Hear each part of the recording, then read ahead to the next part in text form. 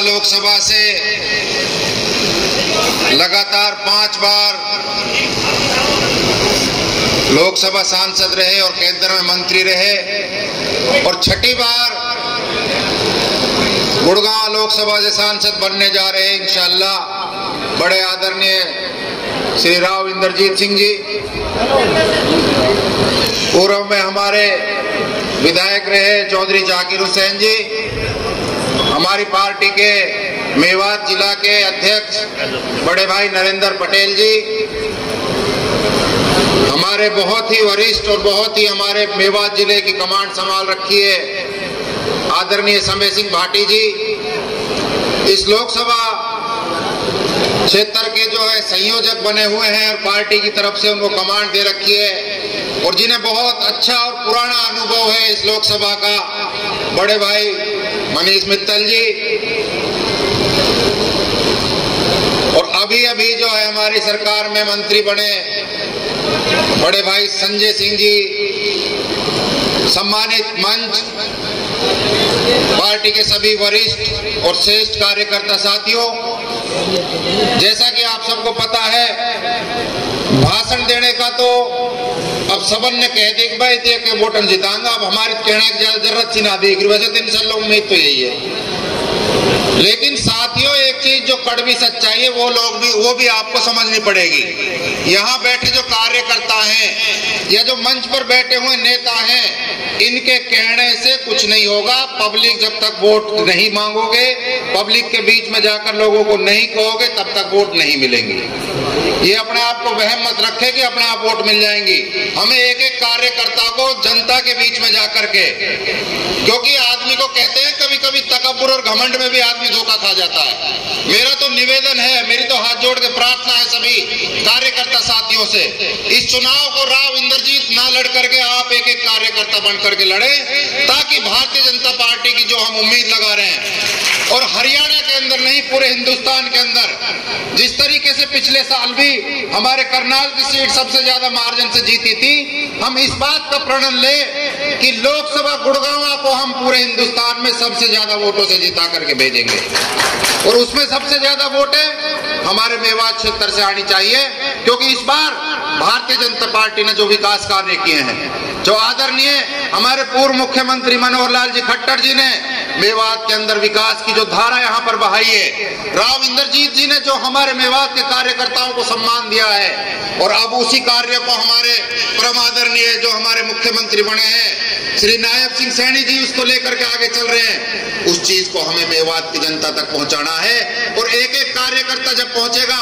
और ये सच है कि मेवात के लोग आज भारतीय जनता पार्टी से जुड़ना चाहते हैं, मेवात के लोग भारतीय जनता पार्टी को वोट देना चाहते हैं, मेवात के लोग राव इंद्रजीत सिंह को पसंद करते हैं और उनको वोट देना चाहते हैं। तो साथियों उसके लिए हमें एक एक कार्यकर्ता को कड़ी से कड़ी मेहनत करनी पड़ेगी। प्रैक्टिकल बातें कर करके जाओ, ये जो है हवाई बातों में कहीं ऐसा ना हो कि हम बैठे रह जाएं और दूसरे लोग हमारे खिलाफ काम कर जाएं। साथियों किसी भी दुश्मन को कभी कमजोर नहीं समझना चाहिए और खासकर मेवात के अंदर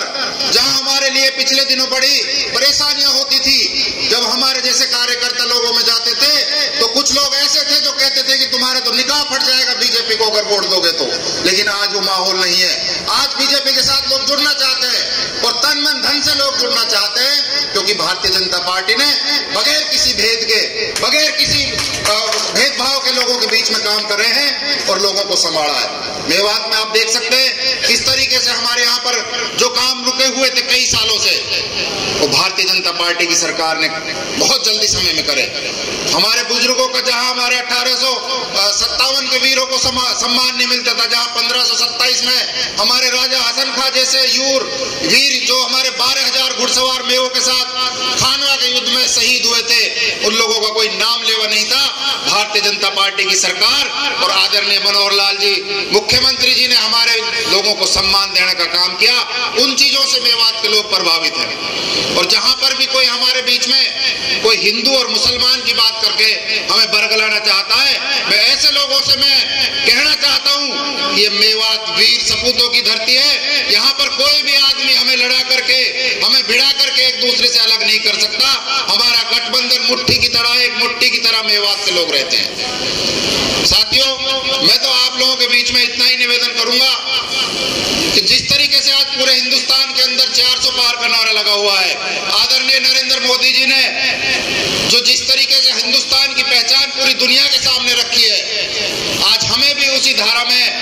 जुड़ना चाहिए। मेवात के लोगों को भी हमें उसके साथ जुड़ना चाहिए और जोड़ना चाहिए, ताकि जो और छोटी मोटी कमियां रह गई हैं मेवात के अंदर विकास कार्यों की, उनको भी हम इन अगले 5 सालों का टाइम मिलेगा तो उसमें भारतीय जनता पार्टी मेवात की जो है काया पलट देगी। साथियों, आप लोग एक्सप्रेस में देखिए, पीने के पानी की व्यवस्था देखिए, और बहुत जल्दी आपके बीच में से रेल की लाइन पटली आ चुकी है। सोना से जो है रेवाड़ी और पलवल के लिए बहुत जल्दी मेवात के बीच में से भी रेल लाइन निकलेगी। मैं आदरणीय राव साहब से निवेदन करूंगा कि इस बार जब आपको परवाड़ा जीता है और आपको केंद्र में बैठने का मौका मिले, तो मेरी तो आपसे आज ही जाना ये दरखास्त है कि आप जब मुख्यमंत्री बन जाएं और जो है आप हरियाणा प्रदेश के लोगों की आवाज उठाते हैं, जिस तरीके से एक बार मेवात के लोगों के रेल की लाइन और जरूर उठाने की मांग करें, मेवात के लोगों के लिए नहर की मांग करें, ताकि मेवात का जो पिछड़ापन है वो दूर हो सके। आप लोगों ने जो मेरी बात को सुना है उसके लिए मैं आपका शुक्रिया अदा करता हूं, धन्यवाद करता हूं। और मैं राव साहब को मैं इतना ही विश्वास दिलाता हूं कि मेवात के अंदर इस बार आपको बहुत ज्यादा मत मिलेंगे, बहुत ज्यादा वोटों से आपको हम जिता करके भेजने का काम करेंगे। इन्हीं अल्फाजों के साथ मैं अपनी बात को समाप्त करता हूं। जय हिंद, जय भारत माता की, भारत माता की, रविंदरजीत सिंह की। दोस्तों, यदि आप हमारी इस वीडियो को फेसबुक पेज पर देख रहे हैं तो हमारे पेज को लाइक कीजिए, शेयर कीजिए। यदि इस वीडियो को यूट्यूब पर देख रहे हैं तो हमारे चैनल को सब्सक्राइब कीजिए और बेल आइकन घंटी को दबा दीजिए।